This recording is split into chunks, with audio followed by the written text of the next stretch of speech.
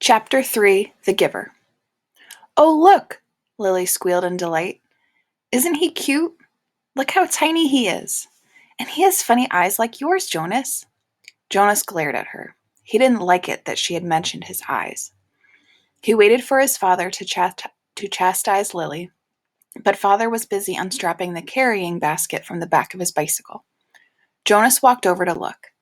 It was the first thing Jonas noticed as he looked at the new child peering up curiously from the basket. The pale eyes. Almost every citizen in the community had dark eyes. His parents did, and Lily did. And so did all of his group members and friends, but there were a few exceptions. Jonas himself, and a female 5 who he had noticed had different, lighter eyes. No one mentioned such things. It was not a rule, but was considered rude to call attention to things that were unsettling or different about individuals. Lily, he decided, would have to learn that soon, or she would be called in for chastisement because of her insensitive chatter. Father put his bike into its port. Then he picked up the basket and carried it into the house. Lily followed behind, but she glanced back over her shoulder at Jonas and teased, "Maybe he has the same birth mother as you." Jonas shrugged. He followed them inside, but he had been startled by the new children's eyes. Mirrors were rare in the community. They weren't forbidden, but there was no real need of them. And Jonas had simply never bothered to look at himself.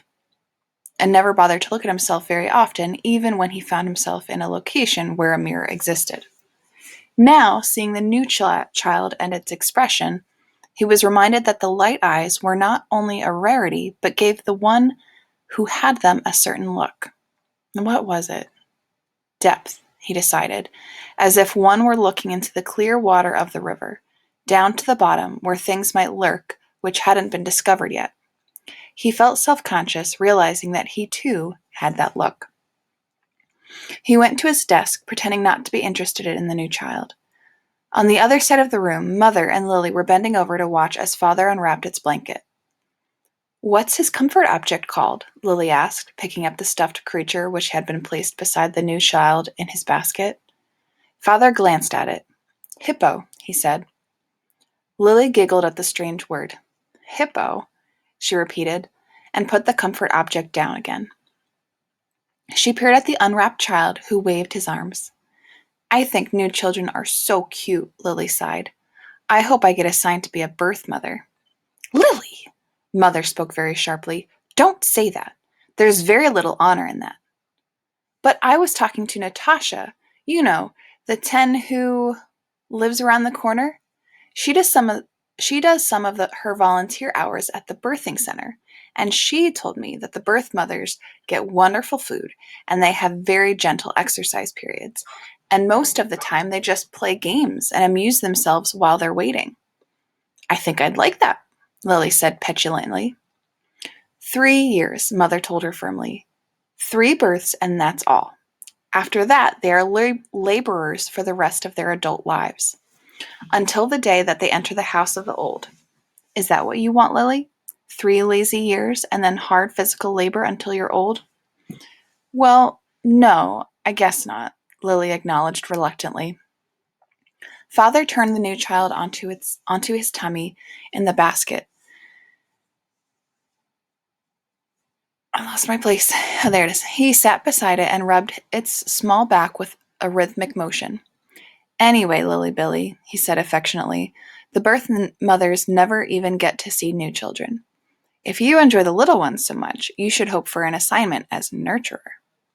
When you're an 8 and start your volunteer hours, you can try some at the nurturing center," Mother suggested.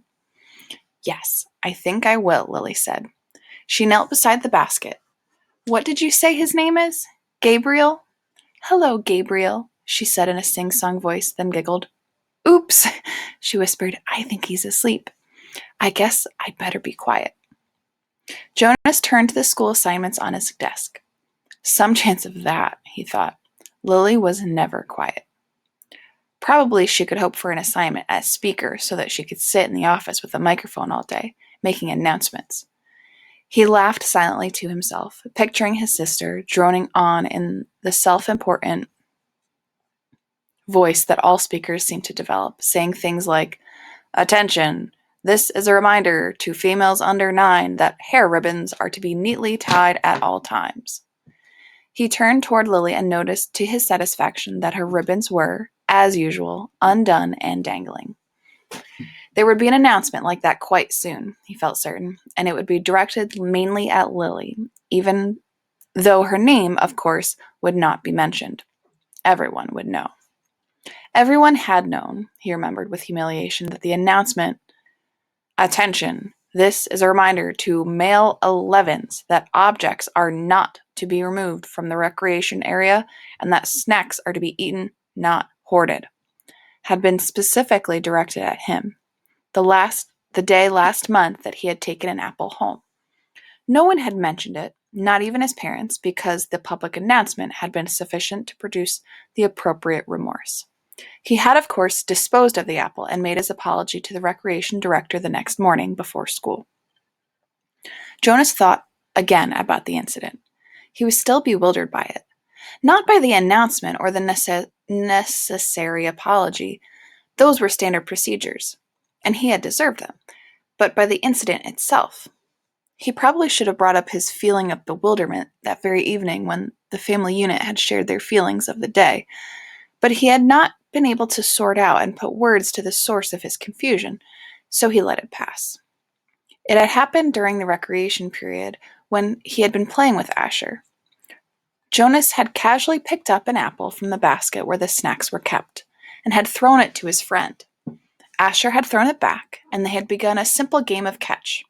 There had been nothing special about it. It was an activity that he had performed countless times. Throw, catch, throw, catch. It was effortless for Jonas and even boring, though Asher enjoyed it. And playing catch was a required activity for Asher because it would improve his hand-eye coordination, which was not up to standards. But suddenly, Jonas had noticed, following the path of the apple through the air with his eyes, that the piece of fruit had, well, this was the part he couldn't adequately understand. The apple had changed. Just for an instant, it had changed in mid-air, he remembered. Then it was in his hand, and he looked at it carefully, but it was the same apple. Unchanged, the same size and shape, a perfect sphere, the same nondescript shade, about the same shade as his own tunic. There was absolutely nothing remarkable about that apple. He had tossed it back and forth between his hands a few times, then thrown it again to Asher. And again in the air, for an instant only, it had changed. It had happened 4 times.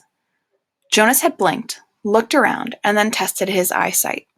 Squinting at the small print on the identification badge attached to his tunic, he read his name quite clearly.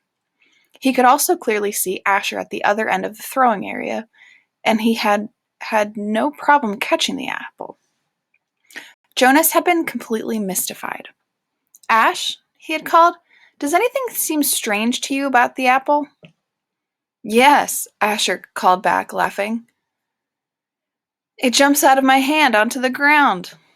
Asher had just dropped it once again. So Jonas laughed too, and with his laughter tried to ignore his uneasy conviction that something had happened. But he had taken the apple home, against the recreation area rules. That evening, before his parents and Lily arrived at the dwelling, he had held it in his hands and looked at it carefully. It was slightly bruised now, because Asher had dropped it several times, but there was nothing at all unusual about the apple. He had held up a magnifying glass to it.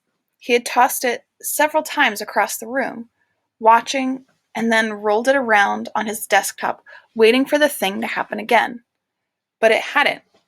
The only thing that happened was the announcement later that evening over the speaker.